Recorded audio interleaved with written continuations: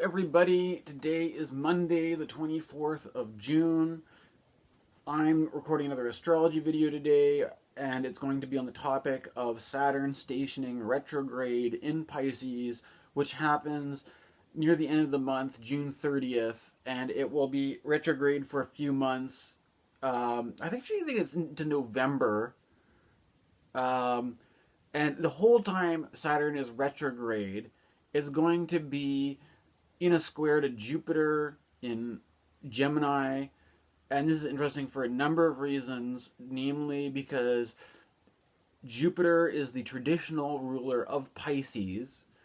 And so it's a square with reception. However, Jupiter itself is in detriment in Pisces, so Jupiter is not particularly strong. And Saturn is a malefic.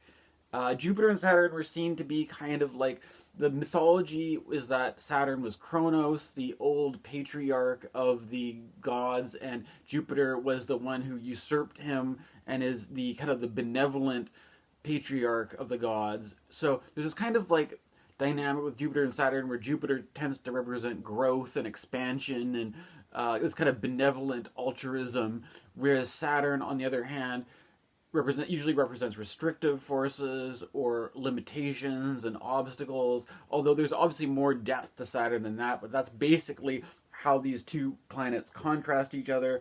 And if we put it into a historical, if we look at the when Jupiter and Saturn are conjunct, it's called a great conjunction.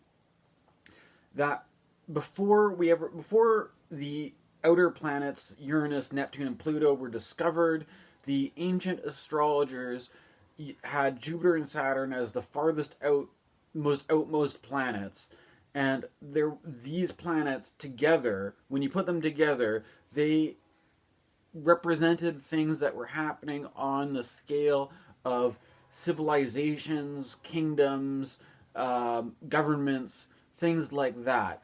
And we can see that the Jupiter-Saturn conjunction took place around 2020 into early 2021, around Capricorn, Aquarius, and obviously there was the pandemic happening in 2020, and I remember during the pandemic going out and like you could just look with your plain eyes and see the Jupiter-Saturn conjunction in the sky.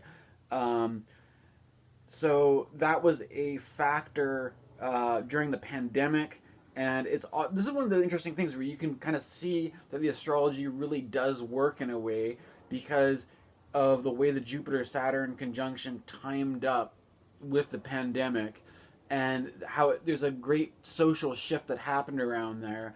I was also talking, now the thing is, I have been trying to incorporate a bit more of like critical theory and political theory in my videos, and one of the things I was looking at was that a lot of people complain about this thing called neoliberalism that was associated with people just kind of take the way we do things economically as just being the way it's always been and the way it always will be. But this was something that really got put into gear in the early 80s.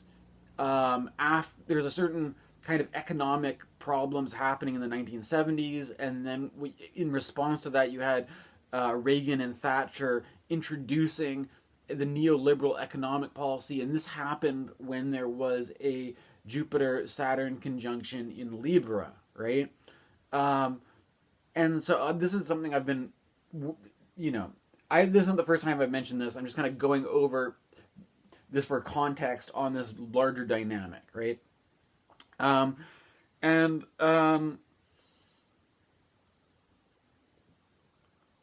the thing about this is that I've been thinking about Saturn in Pisces in relation, from the perspective of my own life. We can zoom out and look at these big collective things going on with different governmental policies and different shifts in politics.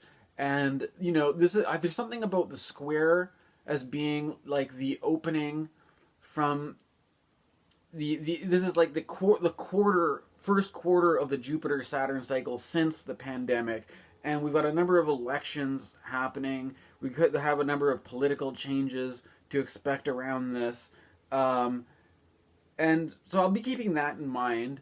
But there's this other dynamic going on that with Jupiter and Saturn that I've been thinking about, with Saturn representing in what you could say the crone, our relation to elderly people in old age.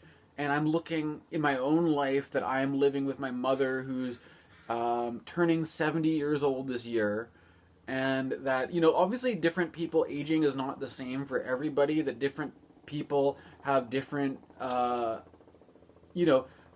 age at different rates, or have aging impact their faculties in different ways. And it's not like everybody becomes senile at a certain age, or everybody loses their basic mobility or their basic functionality. But there's something about Saturn that represents this kind of like restriction that may show up in the terms of like looking after old people, or looking after people with illnesses, or coming up against your own illnesses, or coming up against your own limitations, or where you start to feel like a bit of a geezer and not as spry as the young people, or something like this, right? And that being in a point of contrast with Jupiter, which is trying to grow, which is trying to expand, which is trying to do new things in a more kind of generous way, right? And in contrast, Saturn may be a bit stingy, right? Now, the thing is, there's something that's been coming up for me in that I've been doing therapy, as I said in my last video, and I've been writing journals, and I've been writing emails to my therapist and stuff like this. And for me, there's something coming up with Saturn and Neptune, because also consider that Neptune is in Pisces, and that there's this whole thing going on where Saturn's going to retrograde, and then after it's done retrograding, it's going to go into forward motion, and then eventually it's going to conjoin with Neptune, and it's going to ingress into Aries. And this is a very critical point, because obviously Pisces is the last sign of the zodiac, Aries is the first sign.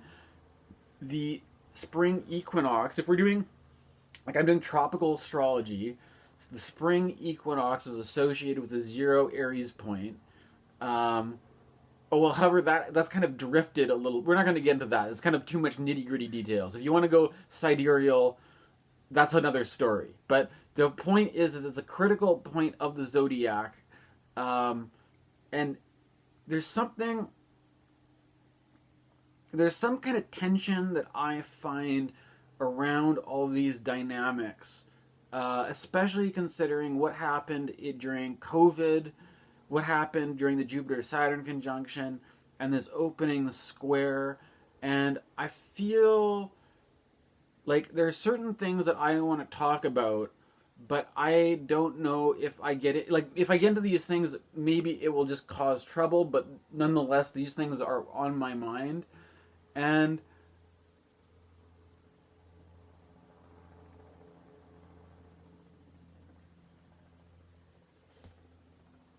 basically, a lot of what it has to do for me has to do, I mean, like, we can get into, like, there are good things about Saturn, and there are maybe bad things about Jupiter, and we don't have to be so black and white about it, like making Saturn into just an entirely negative force.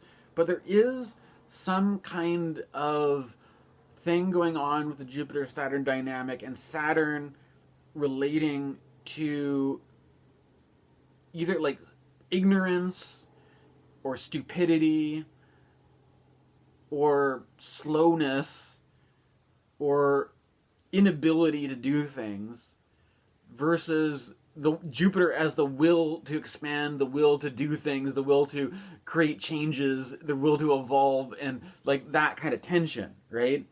And I have to like I have a certain creative drive. I have a certain will to make things and produce things and express myself. Um,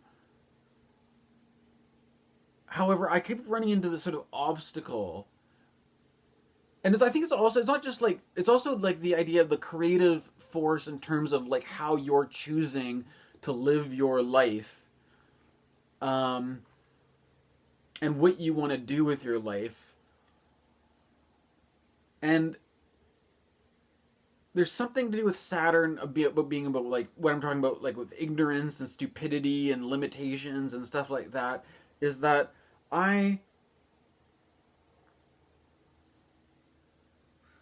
like I was mentioning in my other video the idea of writing. Like I was doing this thing with my therapist, and he was suggesting that I like take a trip for a week just to give me a break from being around my family or something like that, right? And to put myself in a different environment, to put myself in a different circumstance. Um, and I was thinking about going to. I mean, because like the whole when it comes to this, it's like I could either rent like a room at a hostel, which is more affordable than getting a like an Airbnb, like an condo apartment room. Like a hostel is more affordable, but oftentimes hostels are nearby bars, especially in Vancouver. Like I never stayed at the Cambie hostel, but the Cambie has the reputation of being a very loud environment with a lot of drunk people, and I'm been making the choice to abstain from alcohol. And it's sort of like if I'm the whole thing of like if I want to take a vacation or if I want to get some way some distance away from my family, I'm not really approaching it from the point of view of like wanting to go on a drunken bender with a bunch of like drunken like frat boy college kids or something like this. I more want to just put myself in an environment where maybe I can work on some writing or something like this. And for that reason, I was like thinking about, like there's a hostel at UBC. But the thing is, UBC is kind of crazy. I was reading an article recently that there are students who go to UBC that stay in a there was this one article about this one kid who apparently stays in a completely different city, and like whenever he has a class at UBC, he like flies in, right? Like I don't know if this kid lives in like Alberta or something, but like this kid, this student, it's cheaper basically in Vancouver to to live like hundreds or whatever like in a whole other province than take a plane, pay the carbon, pay for the airfare to fly all the way to UBC to like take a class and then fly all the way back than to actually just like rent student housing on campus, which is supposed to make your life easy and convenient. But there is a hostel there, which like without like paying for student housing, you can like rent out a hostel for a few weeks and experience the sort of like the university setting, which has become so like this. The whole thing is that like it's really anybody can just like take online courses. And it'll make me a lot more affordable just to do like online learning at home, right? But there's a certain thing where your environment, like I don't know about you guys, but for me, a lot of what I've always been kind of biased against going to university or becoming that like an academic in that kind of a way. But for me, if I was to choose that path, part of the appeal for me is very much related to finding a way to put myself in a different situation other than just being stuck in my hometown with my mother and my sister in this family dynamic where, based on the roles of familial identification, that I always like being in this relational dynamic with my mom and my sister always kind of makes me feel like an adolescent. Whereas I suppose by going to university, there's also this sort of like college frat boy kind of stereotype which is also kind of adolescent. But there's this idea of like the university is not just about getting the getting the degree or getting the training. Like you want to immerse yourself in a certain kind of environment or in a certain social setting. But like now that's just like there are people who it's so expensive to even rent a place in like that people are flying back and forth to university and stuff, and it's kind of I don't know, I'm not really sure where I'm going with this. The point is that there's some desire to there's also this thing about the whole topic of university is that there are certain things that I am interested in. Like I've been really appreciating reading books, certain kind of philosophy and certain kind of literature, but it's like I'm into kind of taking the time to get into some stuff that there's not really that it's not really a good thing to explore in a academic university setting, because there is a huge bias towards STEM, basically. Science, technology, engineering, mechanics, or I think that's what it stands for anyways, right? If you want to get a good job so that you can actually pay off your student debts, there's a strong bias to either go into the trades or go into the tech industry or go into science. And I just never have been that kind of person. I've always been more inclined towards the arts, more inclined towards literature and stuff like that. And there's this, if you're interested in reading like 19th century literature and philosophy, there's not going to be a lot of like employment opportunities for that. I've been thinking about like there's this whole thing about like Saturn in Pisces having to do with intelligence, right? And you don't like if you're looking at the intelligence versus ignorance, or also Saturn I think also has a lot to do with sciences, because like Saturn can do with the study of the most basic physical structures, right? Or to be able to do engineering or to do like physics. It's like understanding the laws which govern the physical reality we live in. So if you're designing a new technology, you're like understanding the limits of the physical world has a lot to do with Saturn, right? So Saturn can be good for engineering and mathematics and all this kind of stuff. But the Pisces, this is what makes it interesting, because I think Pisces has something to do with it's a water sign, and water signs are more related to emotional things. There's a certain kind of, I think, imaginative, poetic quality that goes with Pisces.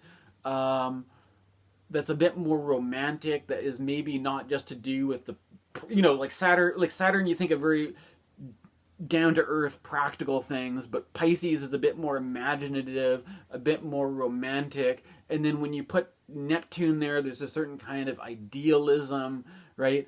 Or the certain kind of yearning or whatever, right?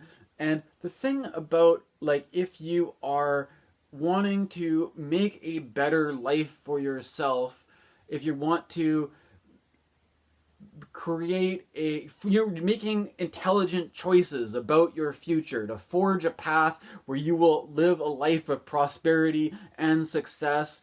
Like if you're the idea is there's a lot of pressure on you not to make these choices in the direction of like being into poetry or literature or philosophy, because these things aren't going to provide you a way to like make an income or survive or anything like this. But the thing is about it is like, does that mean that we judge all this stuff as being stupid and useless, and our idea of what is intelligent is strictly this utilitarian kind of like what gives us like we could like throw out all the poetry and throw out all the literature and just focus on how to like build hydroelectric dams and nuclear reactors and like just, and that's all of what our or like make all of our kids into construction workers, right? And then just like any like, because that's what intelligence is, right? You can intelligently see that this is how to survive in society, and if you choose to focus on things which aren't going to be financially productive to you, you must be an idiot, you must be a moron or something like that, right? And this is the kind of the issue I think with Saturn and Pisces, which is kind of like you want to avoid, because there's a certain, you want to avoid, there's this thing about Pisces that has like the two fish, right? Or with Gemini, the square to Jupiter, the twins, right? Being that there is this goes all the way back to, like archetypes that you see in the Bible with like Cain and Abel, the one, and the whole thing about how Cain kills his brother and all this kind of stuff out of a fit of jealousy and rage or whatever. There's some kind of archetypal tension where that tends to split into opposites, right? Into where you say, you put one thing, the rational intellect versus the emotional intuition, and that you put these things in conflict with each other or something like that, right? Or you say that, we're being tested, and when you're approaching these dynamics, you can make the right choice or you can make the wrong choice. Are you getting it right or are you getting it wrong, right? And this really kind of like narrow, kind of like, we're going to separate the wheat from the chaff. Are you going to get kept or you're going to get eliminated, right? It's like Survivor, like a TV, like a reality TV show. Who survives to the next elimination round, right? Like, this is kind of like, we don't want to, where am I trying to go with this?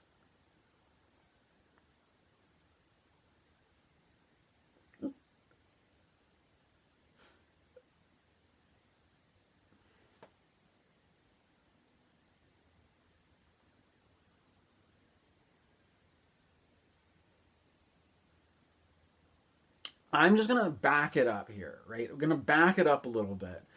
And there's something about all this which I was, again, the therapist I've been dealing with has been encouraging me to, he's been encouraging my writing, right?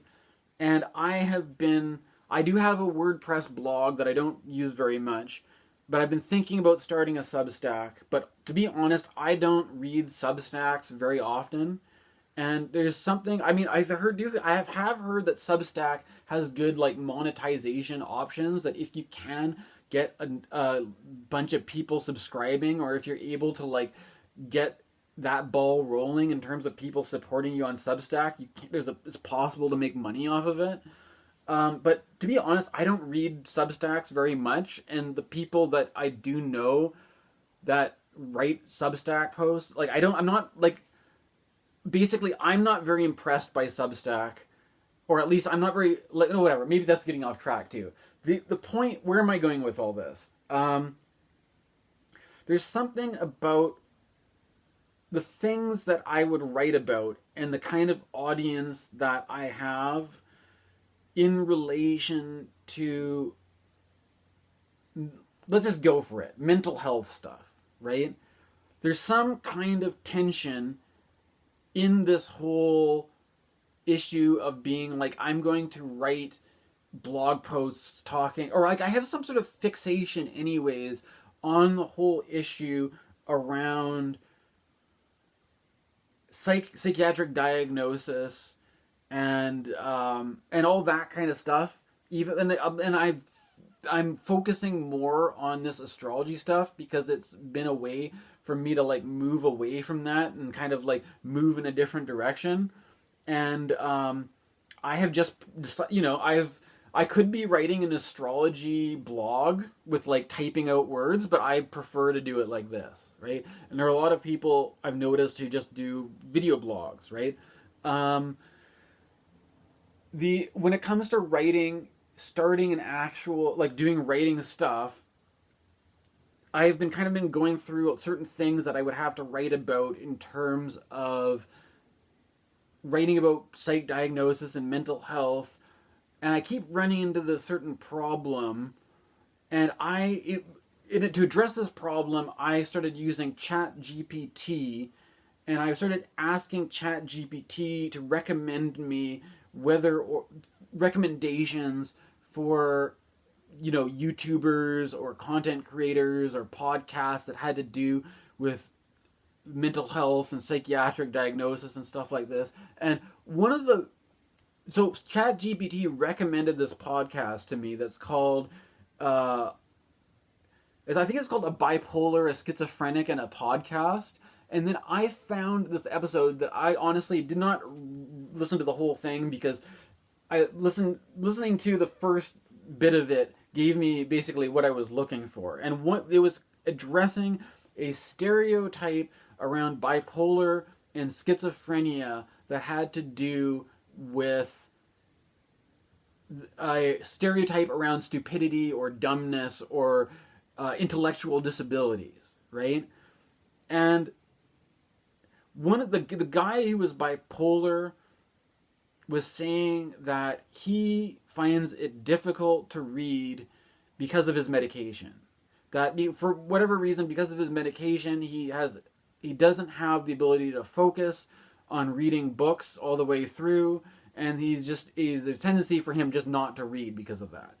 And then the woman who was schizophrenic says that whenever she tried to read, it would often just trigger things like hallucinations or delusions or funny altered states and things like that. So she didn't tend not to read very much either, right? And there's something about, for me, there's a complicated dynamic that I have that relates to reading and psychiatric diagnosis, because, in contrast, like, I'm a guy, like, they were also talking about how the two people who do this podcast don't live with their family, don't live with their parents. They're, like, I think one of the guys is married and the other person lives in New York and has some sort of small business. And it's like, there's this choice where you can, I mean, usually people talk about medication as being something which makes you more functional and more able, and like there's this kind of like goal of living an independent life. But it's sort of like, if there's a trade-off where it's common for people to like take a whole bunch of medication that then makes it feel like you can't read, or that like and then in the same podcast, the people were sort of like talking about how it's considered basically useless to go to school or go to university to study literature or philosophy or any of those things. Like, basically, I mean, to make a long story short, I always had a problem with the psychiatric medication, that antipsychotics that feel like you're getting what people call it like a chemical lobotomy, and that make it so that you're not able to read, or that you feel like it's people have created this situation where they want you to be functional, but they have very low expectations for what you can do. So it's basically like, well, what do I like about life? What makes life worth living for me? Well, I find one of the things that are like, I really appreciate poetry, and I really appreciate art, and I really appreciate the like having a kind of sense of awe and wonder for the sort of like sense of being in an enchanted magical world that is expressed through art and poetry, and this is like my reason for why it's a part of my reason for being alive, or why life is worthwhile, right? And basically, if you want to take that away from me by basically giving me a chemical lobotomy, saying that like all the things in life that I appreciate, like art and literature and all this kind of stuff, I'm not going to be able to appreciate that because you're just going to like destroy the part of my brain that has to do with that. all in the name for what? Like, you don't expect me to do very well. You basically, like, if I was be able to hold down a job at McDonald's flipping burgers, you would consider that to be doing better than most schizophrenics. So basically, you're going to destroy everything that makes life living worthwhile for me and reduce me to being like somebody who's going to flip fucking junk food burgers for you and be like, good job, you're now economically productive, right? Like, I'm sorry, it's not going to, I don't really want to live a life like that. Right? And people misinterpret being like, oh, so you're suicidal because this is part of your illness. No, I don't want to have my fucking brain stolen from me in the name of being some sort of functionality that is like, what's the point? There's enough, like, fuck McDonald's and Tim Hortons and like, like, oh, boo-hoo, some company which was like used to be a Canadian company, got bought out by a bunch of Americans, and now they're using like I'm talking about Tim Hortons here, right? It's all Canadiana merchandise, but it got bought by Americans, and they're I'm sorry, like their coffee sucks, right? It's like the absolute worst garbage. You pour like and you want me to fucking lobotomize myself so I can like feed a bunch of morons like the worst coffee and donuts known to man and say that's a word, fuck that, right? So I'm sorry for for being bitchy and moody and emotional about it, right? But I'm not going to be a fucking Tim Hortons employee, right? I'm not going to be like, I don't even want to, like, never mind being a Tim Hortons employee, I don't want to, like, be like, oh, we're going to have a little, like, support group for schizos, and it's a bunch of fucking, like, we're all just going to be a bunch of, like, drooling idiots slurping down coffee to try to counteract our sedation of our medication, while we're having I'm not going to live like, no thanks, right? So, and if I am I'm going to unabashedly say that in this there's a sort of attitude that you can see in like some of these podcasts where people have the best way is to comply to your medication, lobotomize yourself, and then become functional, individual members of society, which is basically kind of like a social atomization more often than not. I prefer to go the other way, keep the part of my brain which appreciates art and poetry and literature, and I admit it, it probably isn't going to do me any good in terms of making money. There's probably not a lot of, it may be limiting, right? It may be limiting my options in life that I choose to read books, and I choose to create I want to create a container or a circumstance where the things that make life worth living are protected and not destroyed in the name of like making me like a slave for the economy, right? I mean, maybe it's not productive, right? And the thing too is that I also realize that I may not even read books maybe even without the medication, I may read books slower than other people. I may not even there's these people that do this like TikTok, like how much can you read challenges, right? Where you have to like quantify like how much you're reading, and you just like it's not even about what it is you're reading or what you're getting out of it. It's just sheer volume, right? It's just like the sheer volume of how much you can read. I may not even be reading all that much. It may be more about, reading some difficult philosophy and contemplating it, and then what I'm able to get from reading that philosophy and contemplating it, right? But like the reason why this is all relevant to me is that it affects my interpersonal relationships, because I have over the years I've just been running into this thing, and it's not just one person. I'm not singling out specific people, but it's like by occupying this, being separated from the rest of so-called normal people because I had a disability, or because for whatever reason, I'm hanging out with other people that have similar problems, I end up running into this problem where I'm sorry, but I get frustrated by hanging out with people that the thing is too is that don't want to hurt people's feelings, and so I tend to be kind of like, try to just be understanding and non-judgmental, and like I had this pattern of being like, there's a lot of things about them that might bug me, or they may not be the ideal people that I want to be friends with, but I will be tolerant, and I'll be patient, and I'll be understanding, and I will put up with them for a certain period of time, and then eventually that runs out. And I'm like, I've had enough of this. Like, I'm not gonna I'm not gonna waste.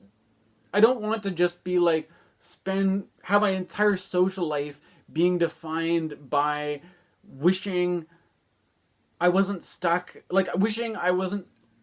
with people that didn't have, who were somehow affected, and like I want to share the things that I love with other people who can understand why I love them, right? You know what I'm trying to say? Like the thing is, like I had this relationship going on during this time I was studying astrology. During this time I was studying the I Ching. You can see this book here is the Wilhelm Baines in I Ching. And like my girlfriend at that time thought it was really interesting, this kind of divination stuff I was getting into. But the thing is, like, the kind of disability that she had, like, she wanted me to do an I Ching reading for her, and like I couldn't, like, in order to do an I Ching reading, there's the hexagram, right? Hex means 6, and that's 2. There's 3 lines, making 2 pieces, forming 6 lines in total, and then if it changes, you get another 6 lines, meaning 12, right?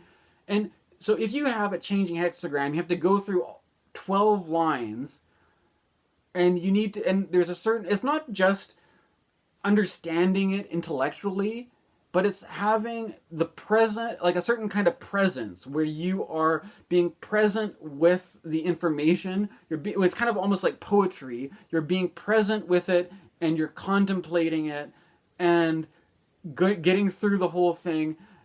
But the girlfriend that I was with, who had a disability, who I met through this whole scene, she couldn't get through the very first line of the hexagram. Or I think we might be like the second line before, just like going into this sort of like attention deficit, not being able to not having any ability to be present. Like, so, and it's sort of like, what's the point? Like, I mean, I don't, you could very well have friends or relationships or social dynamics where you're into stuff that the people who you're friends with aren't into, and that's cool. You don't have to be into everything, right? But what I don't understand is, like, why is it that it doesn't make any sense for me to be like, my whole social life or how I fit into the world or how I fit into society is defined by I'm categorized as belonging with people who are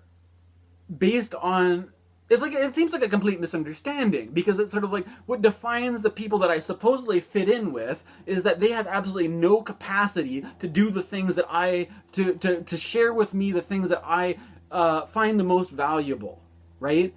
So, like, it's basically like the people that you are categorized as belonging with are the people who are, it's almost like these people are specifically picked out to be the people that I'm going to be the most frustrated with, right? Like, I'm going to be people that, like, who the things that I really value, these people are specifically unable to appreciate them, and there's specifically, the whole relationship is defined by these obstacles where the things that I really love, the things that I really appreciate, just seem to be things which make me feel lonely, which make me feel frustrated with my friends, which feel like I have to just, like, I can only recede for like, and then there's something about mental illness too, which I feel like is this kind of withdrawal from society, withdrawal from the world, where you're like, oh well, I thought maybe, you know, my friends might appreciate or understand the things that I really feel passionate about or I like, but apparently not. So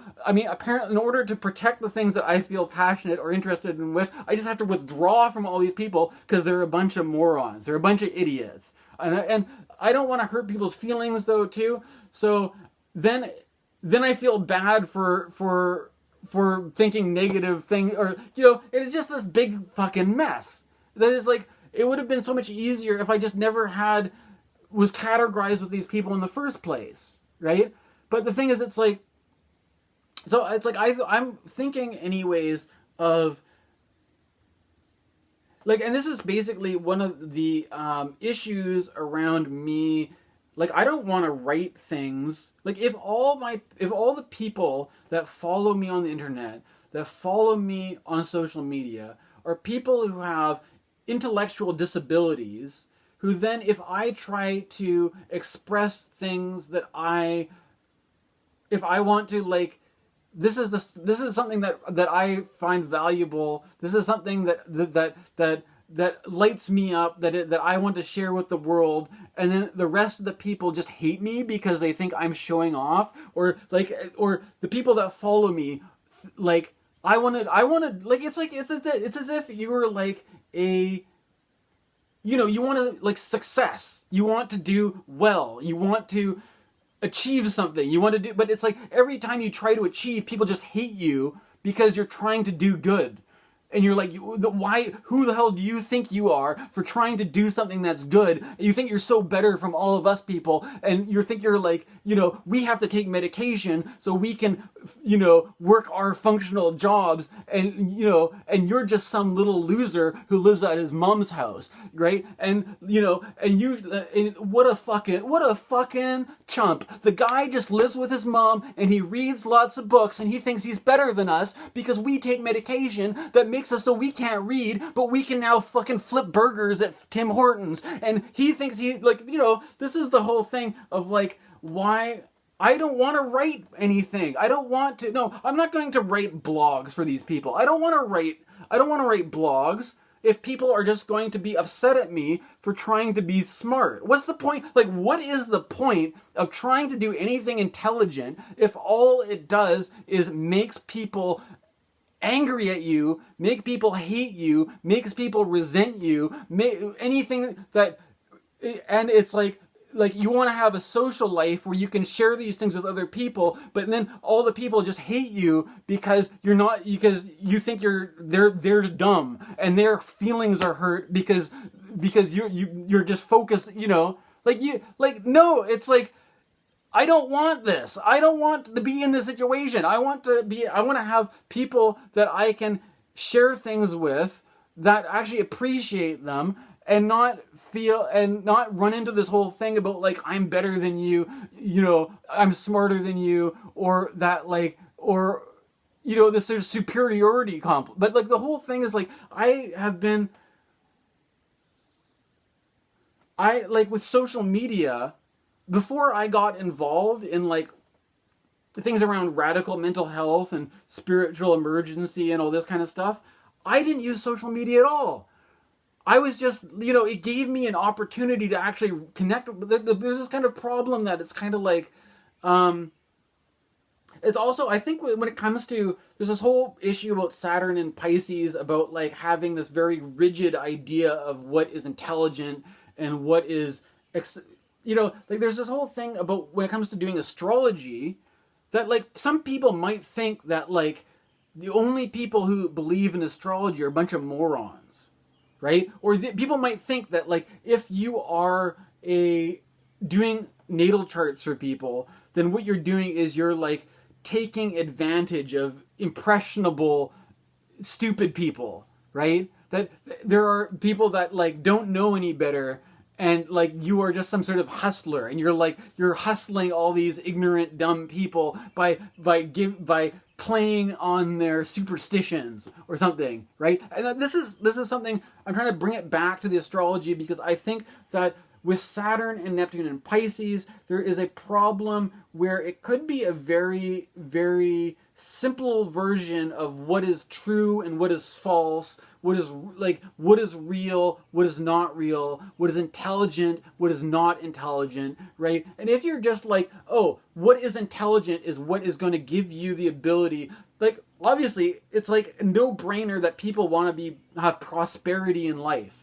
People want to have a way to support themselves. People want to, but if by that logic you're like, oh well, if you're just going to learn about Shakespeare and Proust and all the great English, all the literature and poetry, there's no way to make money off of that. So you must be a real retard if you're going to learn about literature, because you're not gonna. It's like you're basically just shooting yourself in the foot. It's like you're falling on your own sword, because you're gonna be doing something that is on one hand kind of intelligent, but you're not gonna have any way to make money off of that. You're just going to be like working at a cafe, or you're going to be, you're going to be with all these other guys who have to work the lowest kind of jobs and are then all resentful because they think they're so much better than everybody else. But if they had half a brain, they would just become like they would go into construction or something. They'd become an electrician or join. And this is the same message that I've been having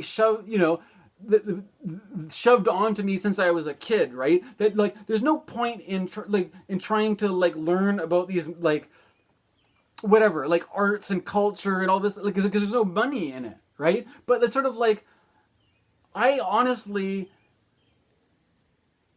would much rather be able to nurture that part of myself, because it gives me it helps me give myself a reason why life is worth living, something to appreciate, something that makes my time here worthwhile. And I don't know. And over the years, I've just been lonely and socially frustrated, because the only, do I have, since the last 10 years, the people that I've hung out with as friends, they've all had mental health diagnosis. They've all had disabilities. They've all been affected in one way or another. And I've just had to be patient and tolerant and understanding. But there's this underlying sense that it's like, I don't feel like that's really the right place for me, right? And if I'm doing an astrology channel, I don't want it to be like I'm just making I'm not making it so I'm preying upon people's weaknesses, that I'm not like trying to exploit people's ignorance and their blind spots. I mean, I'm not even making any money off this right now, because I'm not doing natal chart readings for people. I'm just making these transit videos, right? And so I'm basically I'm focusing on this idea of like ignorance and stupidity, or disabilities and things like that, because that's one of the things that's the lead weight of Saturn stands for. And when Saturn's retrograde, the idea is that Saturn is physically closer to the Earth when it's retrograde. And so there may be this kind of like, we may be affected by, something you're ignorant about, right? Or what your limitations, or something like this. But the other thing I don't like, there's some issue about this where in making choices if I'm making choices about how I'm living my life, to live my life to the fullest, I don't like having this thing over my head. I feel like I constantly have this thing over my head that I am somehow I can't do the things that other people do, because people are anticipating that I'm just going to be dumb. I'm going to make some and when I look back at the way my parents were when I was growing up, that I used to my dad did all sorts of dumb stuff. Right? That my dad didn't have a disability. My dad was a fully functioning adult, but my dad had all these things where he would make dumb mistakes, or sometimes he'd be this kind of uneven thing. My dad would be good in some areas, but kind of stupid in others. And I kind of have this thing where it's I want to just do normal things that normal people do, but it's people, because I've had this sort of history, people are you know, like it's like Philip K. Dick's Minority Report, where it's like people, before you even do anything, people are anticipating that you're gonna fuck it up, right? Whereas if like actual normal adults that aren't diagnosed fuck things up all the time.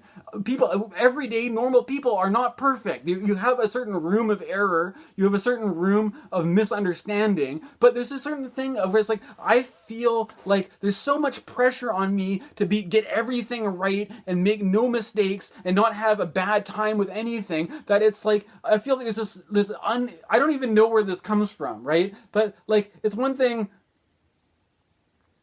like, I want to be able to like make my own choices, and maybe, you know, like not feel the pressure. Like if I'm a little bit crazy, to make choices that don't fit in this narrow box of what everybody else does. I want to be able to have the ability to make my own choices, even if they're considered risky or if they're considered misguided or something like that. I want the ability to choose what I want to choose and not have to justify it, right? But you know, I don't know. I guess. Hopefully you guys understand. I hope this is just this is what's on my mind today, at the time where I'm contemplating the Saturn and Pisces stationing retrograde. There's also, I mean, I haven't even talked about communism.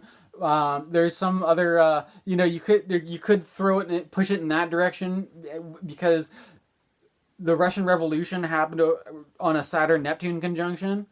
But I'm not going to get into that right now. It's almost an hour long. Thanks for watching. And I don't know. Hopefully people don't get too upset with me. I'm just expressing whatever. This is how it's worked. And this also goes with Pisces, because, I mean, I didn't have any problem with the psych system until this sort of Neptune and Pisces ingress, and now my whole period of time where I've been struggling or navigating these issues has gone with Neptune and Pisces, and now Saturn and Pisces is hitting that off. So for me, it seems very relevant to me, even if this is getting to some personal stuff. Thanks for watching. See you next time.